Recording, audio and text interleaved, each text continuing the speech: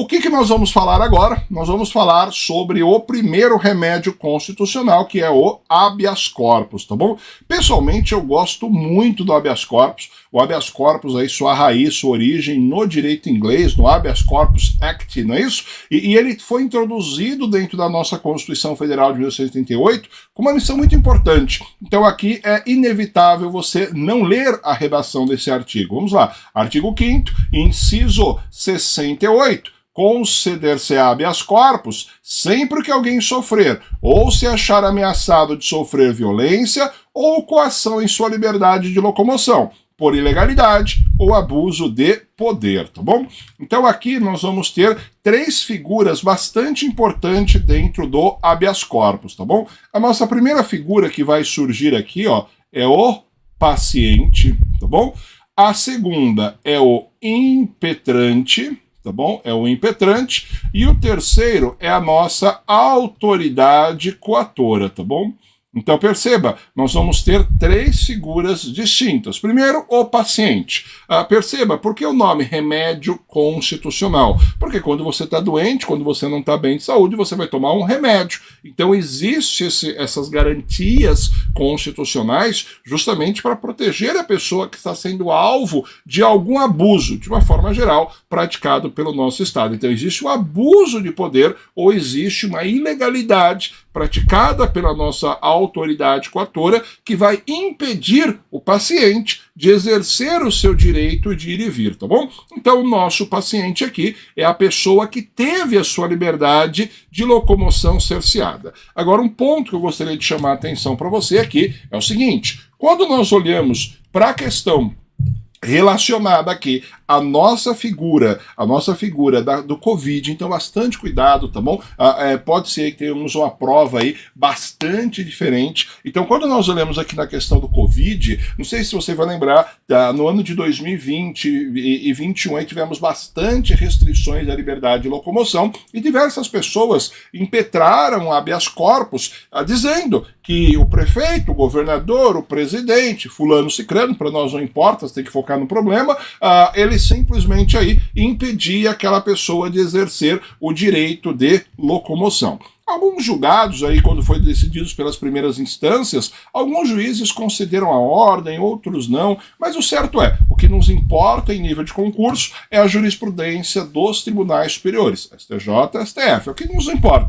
Com todo respeito, por óbvio, aos magistrados, aos juízes, aos embargadores, as decisões deles dificilmente aparecem em nível de prova. O que nos interessa são os casos que chegam no STF e no STJ, tá bom? E quando chegaram aí nesses dois órgãos de cúpula, a decisão deles foi no sentido de que a nossa liberdade de locomoção sendo cerceada em homenagem à questão do Covid, não existiu nenhum ato irregular, uma vez que nós estamos falando de um dos princípios basilares do direito administrativo, que é a supremacia do interesse público. De um lado, você tem o interesse público envolvendo a questão da saúde e outras informações aqui, de outro lado, a liberdade do indivíduo. No conflito entre os dois, temos aí a posição de superioridade em relação a interesse coletivo, a interesse da própria administração, tá bom? Ponto importante aí para nós. Então, esse é o paciente. Falamos um pouquinho da autoridade coatora, que é aquele que impede o indivíduo de exercer esse direito de livre locomoção, e nós temos o impetrante. O impetrante é a pessoa que vai impetrar o habeas corpus, é a pessoa que vai ser o autor do habeas corpus. Ele vai distribuir o habeas corpus nos tribunais, pleiteando que o magistrado, que os juízes, eles apreciem a questão relacionada aí à nossa ilegalidade praticada pela autoridade coatora, tá bom? Importante lembrar que no habeas corpus a figura do impetrante, ela tem uma característica. Aqui o sujeito ativo, o autor do habeas corpus, ele admite aqui uma universalidade. Então qualquer pessoa pode ter legitimidade para ajuizar essa ação, para impetrar, perdão. Então nós falamos que é a legitimidade universal. Qualquer pessoa, seja ela física, seja ela jurídica, não importa quem seja. E além disso, o habeas corpus, ele é um remédio constitucional consagrado no nosso ordenamento jurídico, do qual não exige formalidades, tá bom? Então você também não precisa ter formalidades quando for impetrado por pessoa que não seja advogado, defensor público, membro do Ministério Público, tá bom? Mas quando for proposto por qualquer do povo, por uma pessoa jurídica, não precisa necessariamente atender todas as formalidades trazidas pelo Código de Processo Penal. E aqui nós vamos lembrar que o habeas corpus, ele pode ser proposto quando alguém está sofrendo a sua violência ou coação, a sua liberdade de locomoção.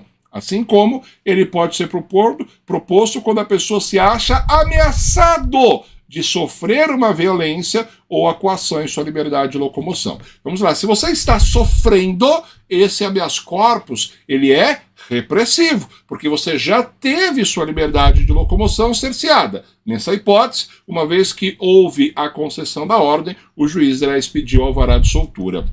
O magistrado vai expedir o alvará de soltura. Agora perceba, quando nós olhamos para aquela pessoa que está sendo ameaçado de violência ou coação à sua liberdade de locomoção, o nosso habeas corpus é preventivo, porque a pessoa está em vias de sofrer essa ameaça. Automaticamente, nesta segunda hipótese, o magistrado ele vai conceder para nós o salvo-conduto. Bom, então essa daqui é a nossa figura do habeas corpus. O certo é que os nossos tribunais superiores eles têm vasta jurisprudência e súmulas sobre o habeas corpus. Eu vou trazer para você aqui algumas. Vamos lá, ó.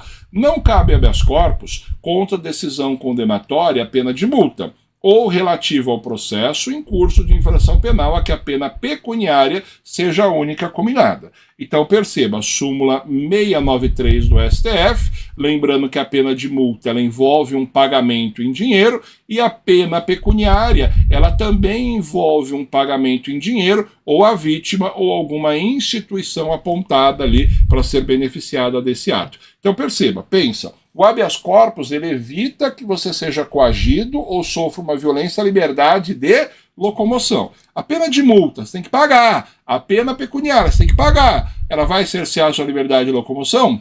Não vai. Então não cabe, nesse caso, a figura relacionada aqui ao nosso habeas corpus, tá bom? Ponto interessante aí, ponto bem legal. Segundo ponto aqui, o artigo 142 da nossa Constituição, e perceba, o 142 ele não está no nosso edital, mas o conteúdo dele é consagrado também na jurisprudência, no sentido de não cabe habeas corpus em relação à punição disciplinar dos militares. Então, peraí, se eu estou falando de punição disciplinar dos militares, eu estou falando do direito administrativo castrense, o direito administrativo que cuida dos militares. Então, nesse caso, nós não temos aí a possibilidade de impetrar habeas corpus contra a decisão de punição administrativa dos militares, tá bom? Vamos lá, mais uma súmula aqui bastante importante para nós, 695 do STF, não cabe habeas corpus quando já extinta a pena privativa de liberdade. Então, olha que interessante. Se já está extinta a pena privativa de liberdade,